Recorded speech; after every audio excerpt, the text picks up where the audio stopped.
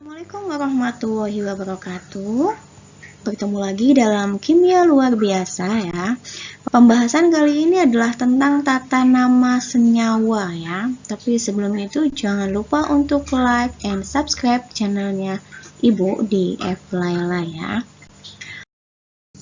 Tata nama senyawa.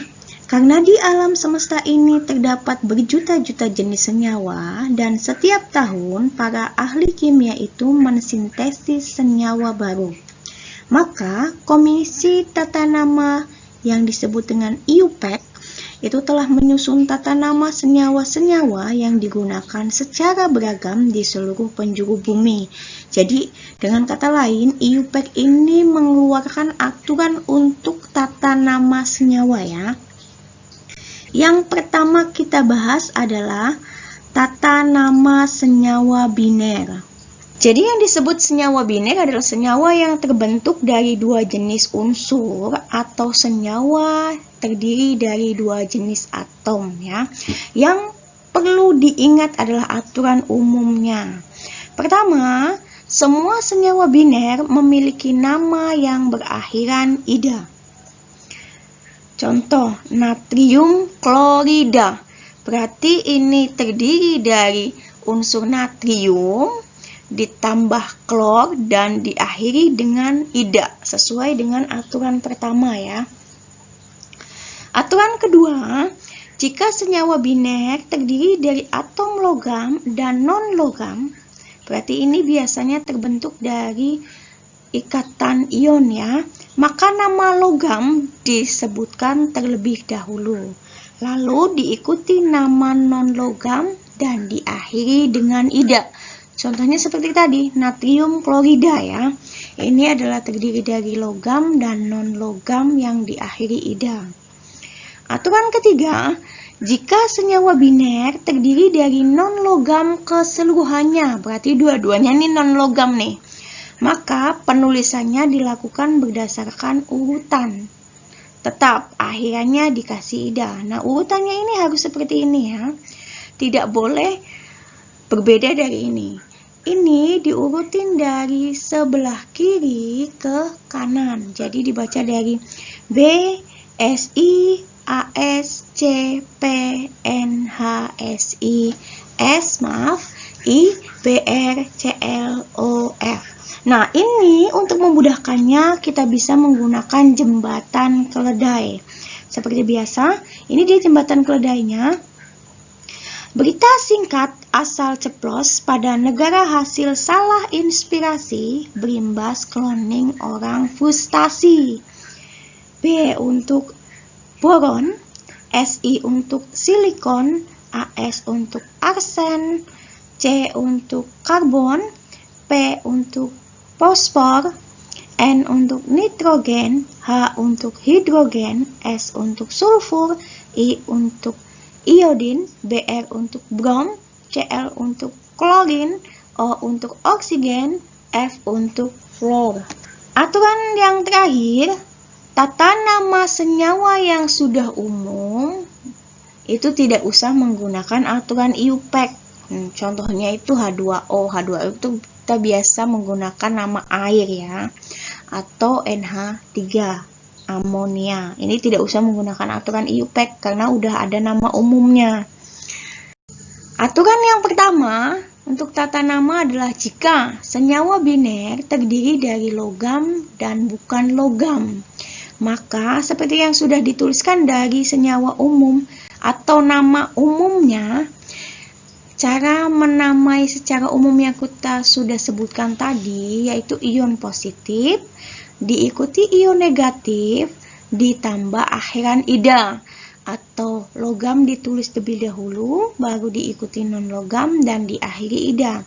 Ini ada beberapa ion positif atau logam, dan ion negatif ya.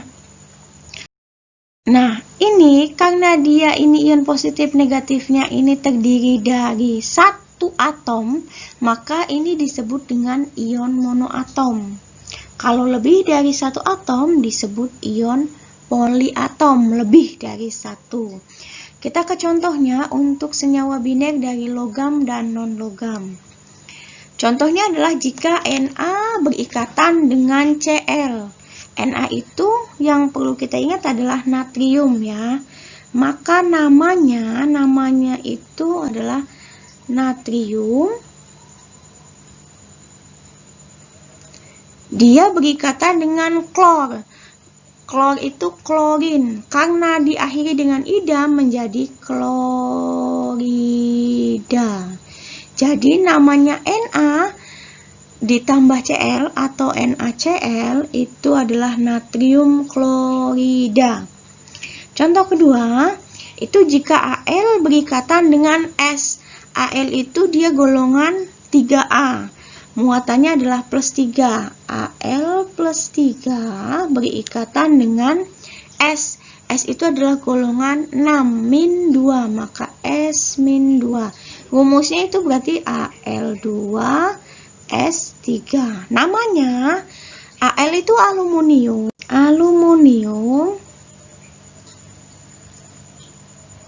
S-nya adalah sulfur dan diakhiri dengan ida, berarti namanya aluminium sulfida.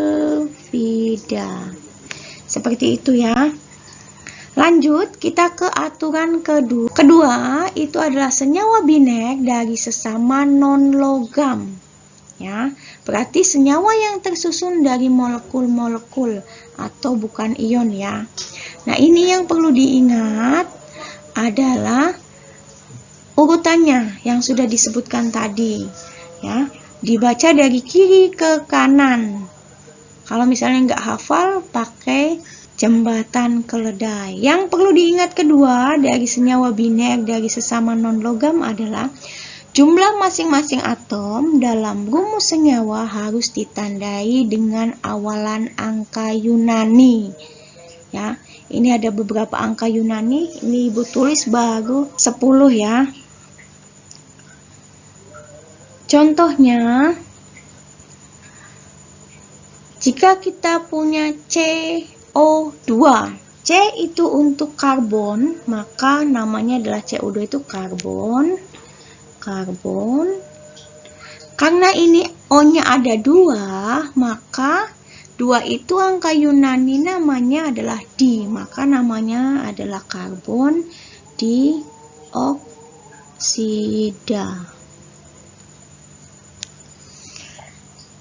Contoh kedua, kita punya CO. C untuk karbon. Karena O-nya ini tidak punya angka, maka tidak punya angka berarti nilainya 1 ya. Maka namanya itu kalau 1 itu adalah bahasa Yunaninya adalah mono. Maka namanya adalah karbon monoksida. Contoh selanjutnya ada N2O. Sekarang N-nya ini ada 2, maka di depannya harus ada angka Yunani untuk 2, maka di nitrogen. O-nya ini 1, berarti di nitrogen monoksida. Berarti N2O namanya adalah dinitrogen monoksida. Contoh selanjutnya adalah N2O4. N-nya ada 2. 2 itu adalah bahasa Yunani adalah di. Maka dinitrogen.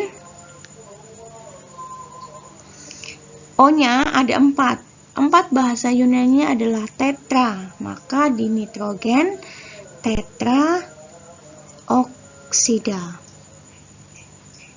Seperti itu ya. Untuk aturan yang ketiga itu adalah untuk ion-ion poliatom. Ya, ion-ion poliatom itu yang perlu diingat adalah 1. Kebanyakan ion poliatom itu bermuatan negatif. Hanya amonium NH4 plus 1 yang bermuatan positif. Ya. Aturan yang kedua, hanya OH- dan Cn- ion poliatom yang berakhiran ida. Pada umumnya, ion poliatom bermuatan negatif dan berakhiran id atau at. Ada pula beberapa ion berawalan hipo, per, di, dan tio. Aturan ketiga, hampir semua ion poliatom negatif mengandung atom oksigen. Ion yang berakhiran id mengandung atom oksigen lebih sedikit daripada atom yang berakhiran at, ya. Jadi contohnya gini nih. Ada SO3-2 dan SO4-2. Ini karena perbedaan oksigen yang lebih sedikit berakhiran id. Berarti SO3-2 itu sulfit namanya. Dan SO4-2 namanya sulfat. Akhirannya hanya berbeda id dan at karena perbedaan jumlah oksigennya. Yang lebih sedikit id, yang lebih banyak at, ya. Ini daftar ion poliatom beserta namanya ya. Nanti silakan dilihat. Ini yang biasa keluar di setiap ujian. Bisa dihafal juga atau diingat ya. Nah, untuk agar kita lebih mudah dalam membiasakan diri untuk tata nama, ada beberapa soal latihan. Kalian bisa coba untuk melatih kemampuan kalian dalam tata nama ya. Nanti silahkan dikerjakan. Kalau misalkan belum bisa, kita lihat caranya. Tuliskan rumus kimia dari. Ini soal pertama ya. Tuliskan rumus kimia dari. Pertama, kalsium fluorida. Kalsium ya. Kalsium berarti itu Ca. Ca itu golongan berapa? Atau ionnya muatannya berapa? Muatannya plus 2. Dia berikatan dengan fluorida. Fluorida atau F ya. F itu berarti dia golongan 7 min 1. Maka rumusnya adalah seperti waktu ikatan ion dipindahkan muatannya ya. Berarti CaF2. Soal kedua, kobalt 3 sulfida. Kobaltnya itu punya 3, maka CO muatannya plus 3, dia berikatan dengan sulfida S. S itu golongan golongan 6, maka min 2. Maka rumusnya adalah CO. Dipindahkan ya muatannya. CO2 S3. Soal selanjutnya, magnesium nitrida. Magnesium itu adalah golongan 2, maka Mg muatannya plus 2. Dia berikatan dengan nitrogen nitrida yang min 3, maka dia itu rumusnya Mg2N3. Selanjutnya, tembaga oksida Cu plus 1 berikatan dengan oksigen. Oksigennya seperti tadi, dia golongan 6, berarti min 2. Maka rumusnya adalah Cu2O ya.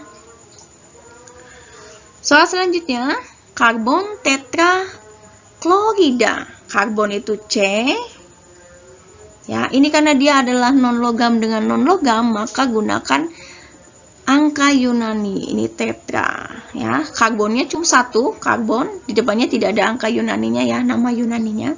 Maka carinya 1. Klorida Cl. Nah, ada angka Yunani di sini, tetra. Tetra itu 4, berarti CCl4. Soal selanjutnya, belerang heksaklorida ya. Belerang heksaklorida. Belerang itu untuk S ya, karena di depannya tidak ada, maka nilainya 1. Heksa itu adalah 6, maka di sini ada Cl6. SCl6. Soal selanjutnya, dinitrogen pentaoksida. N, nitrogen itu N, karena di depannya ada angka Yunani, di itu adalah 2, berarti N2. Pentaoksida berarti oksigen. Di depannya ada Yunaninya penta. Penta itu 5, berarti O5. Nah, rumusnya berarti N2O5. Contoh soal yang selanjutnya adalah beri nama senyawa berikut. Ini berarti kebalikannya tadi ya. Kalau tadi senyawa, ada nama senyawa dikasih rumus. Kalau sekarang berarti rumus diberi nama. Contohnya pertama AgNO3. Ag itu adalah perak. Perak. NO3-nya apa? NO3-nya kalian bisa lihat di daftar ion poliatom, yaitu nitrat. Jadi namanya adalah perak nitrat. NO3 nitrat. Ada NO2 yaitu nitrit ya. Bedanya karena jumlah O-nya. Soal selanjutnya adalah SO3. SO3 ini berarti adalah ion, bukan ionnya, senyawa molekul non-logam dengan non-logam. S itu sulfur, maka harus ada angka Yunani. Sulfurnya 1, jumlahnya O-nya ada 3. Berarti sulfur trioksida.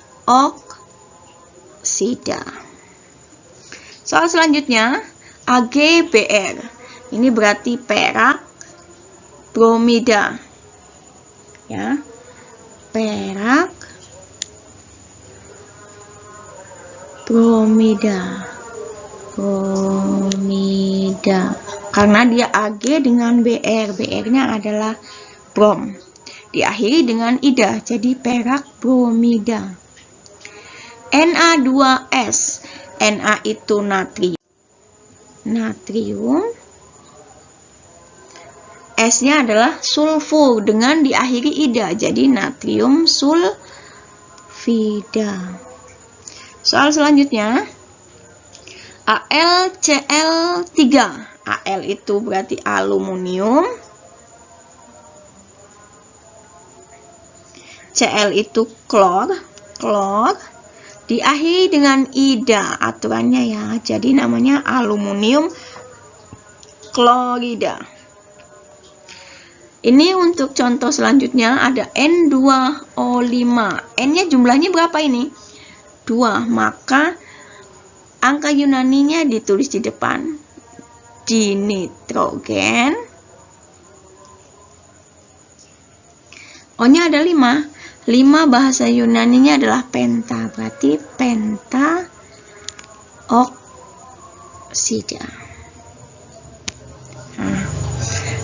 Semoga dengan contoh soal ini bisa paham ya. Setiap hal baik yang kita tanam akan membuahkan hasil untuk diri kita. Kerjakan yang bisa kita lakukan hari ini tanpa penundaan. Jangan lupa untuk like dan share di channelnya Eflailah ya. Bertemu lagi di video selanjutnya, yaitu tata nama senyawa part 2 untuk senyawa asam, basa, dan senyawa hidrat. Ya, terima kasih. Tetap di rumah, sehat selalu. Wassalamualaikum warahmatullahi wabarakatuh.